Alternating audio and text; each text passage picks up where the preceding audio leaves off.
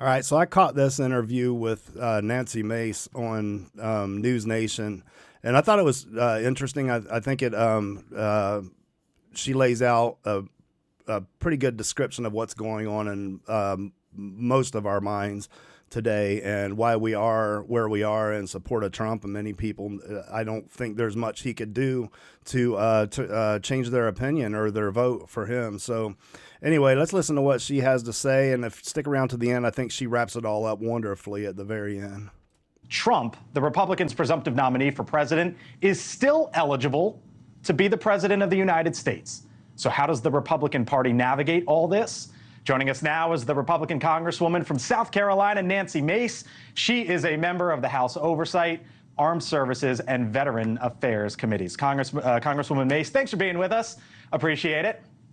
Good morning, and thank you for having me today.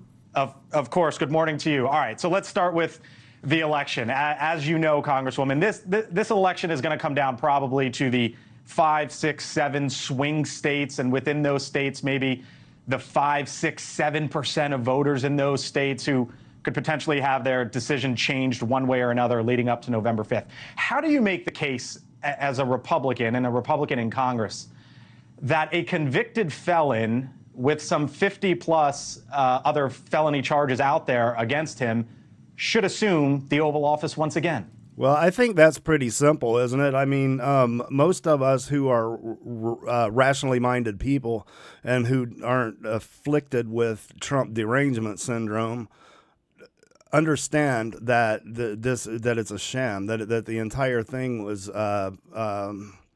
political, and that it was unwarranted and kind of ridiculous. 34 felony counts of what is it? Filling out paperwork or signing checks incorrectly or something like that. When the president is going to be the very first president in the history of our nation is going to be indicted, charged, you would expect that it's going to be something, really bad. Like I don't know, maybe drone striking of a U.S. citizen overseas or something like that. But no, it's going to be a paperwork error. It's absurd, and I think most of us all see that, unless the Trump derangement has a hold of our brains.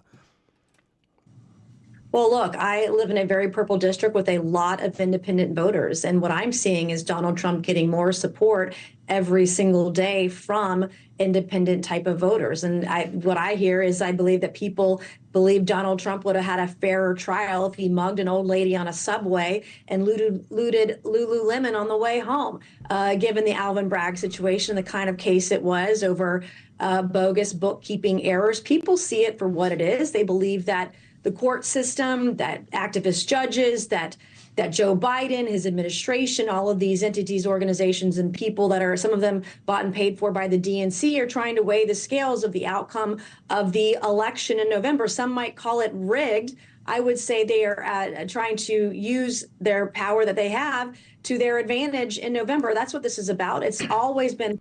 Well, certainly they're using all their power to influence an election. And if this were on the other side and Donald Trump had done this to Joe Biden, we would know that the Democrats would know that.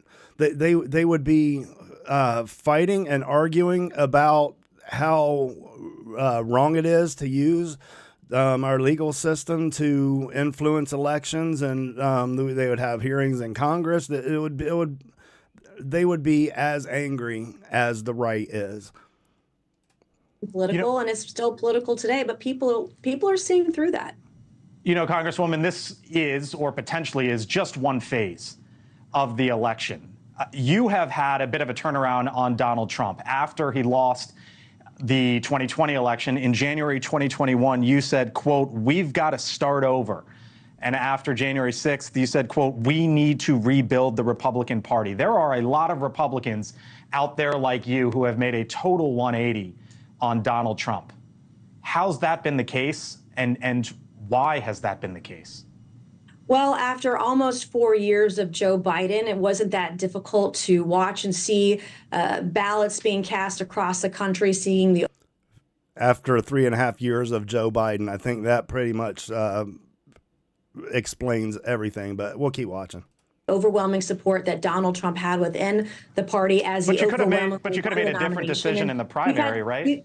we've had 3.5 years of Joe Biden now, and it's pretty easy. We've had two back-to-back presidencies, and we were all safer, we were more prosperous, wages were better, inflation was lower under Donald Trump. We didn't have the endless wars that we have today that we're seeing. Hamas wasn't invading Israel, Russia not invading Ukraine. The Houthis weren't trying to bomb U.S. military assets in the Middle East overseas. And so we were all better off with Donald Trump as president. And that's what we're seeing today. People want to get rid of Joe Biden. You know, you have your own race, as you very well know, here in a 10 days or so in the South Carolina, the primary there. It caught my attention, Congresswoman, something that Larry Hogan, who's down the road from us here in the state of Maryland, a Republican, and it would be a big win for Republicans if they are able to win the Senate seat in a very blue state like Maryland. The response from Larry Hogan after the verdict was this. In part, he said, quote, "I urge all Americans to respect the verdict and legal process." Chris LaCivita, Congresswoman, you know the name. He is a part of the Trump campaign, a member of the RNC now as well, said, quote, "You just ended your campaign." Should you be able to disagree with Donald Trump as a Republican Congresswoman? And if so, what are those boundaries and what aren't they? Well, look, I represent a very politically diverse district, and I've made amends with Donald Trump, and I support him wholeheartedly for presidency this year. But when you look at, and I understand the frustration of many Americans across the country because they feel that if they can do this to Donald Trump, they can do this to anybody. And you look at the judge that was a DNC or Democrat donor. You looked at one of the prosecutors that used to be. We'll go back, but that just kind of struck me. It took a minute to sink in there, but she said, if you can do that to Donald Trump, you can do it to anybody. I don't even think that it's Donald Trump. I've heard that statement before, and I don't even think that's the case. I think it's, if you can do this to a former president of the United States, I mean, this is essentially a paperwork error.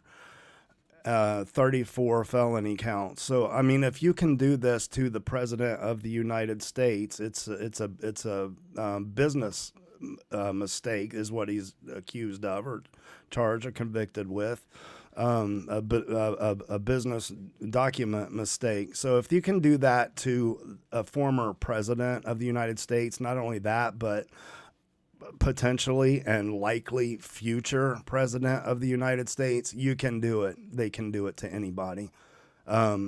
What chance would you or I have if the state or the federal government decides that they, for whatever reason, want us punished or taken out of the public eye?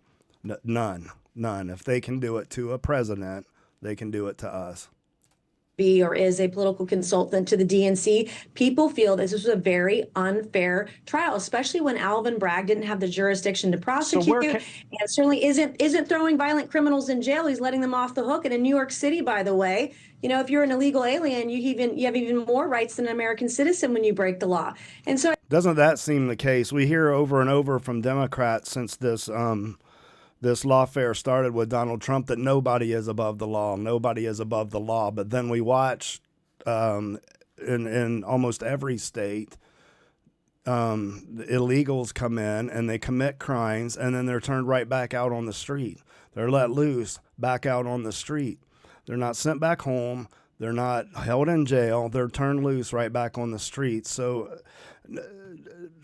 I do think that some people in America are above the law, and unfortunately, it's people who aren't even citizens, people who shouldn't even be here. Yeah. I think people are seeing the injustice because there's no justice in a two-tiered system of justice. And that's the problem. Joe Biden has a massive PR problem today, it's of his own creation at this point. Thanks for watching. Go to join.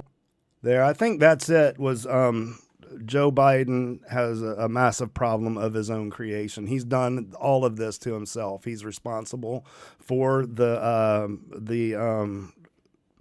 increasing Trump support. He is responsible for his own poor ratings or approval ratings. It's all him. He's done it to himself. But that'll be his, that he'll find that out on November 5th, hopefully. Yeah, so that's it. That's what I have to think. If you enjoyed this video, please leave a comment. If you have something that you disagree with, if you'd just like to have a chat about it, whether you agree with me, whether you disagree with me, I'd like to have a conversation with you.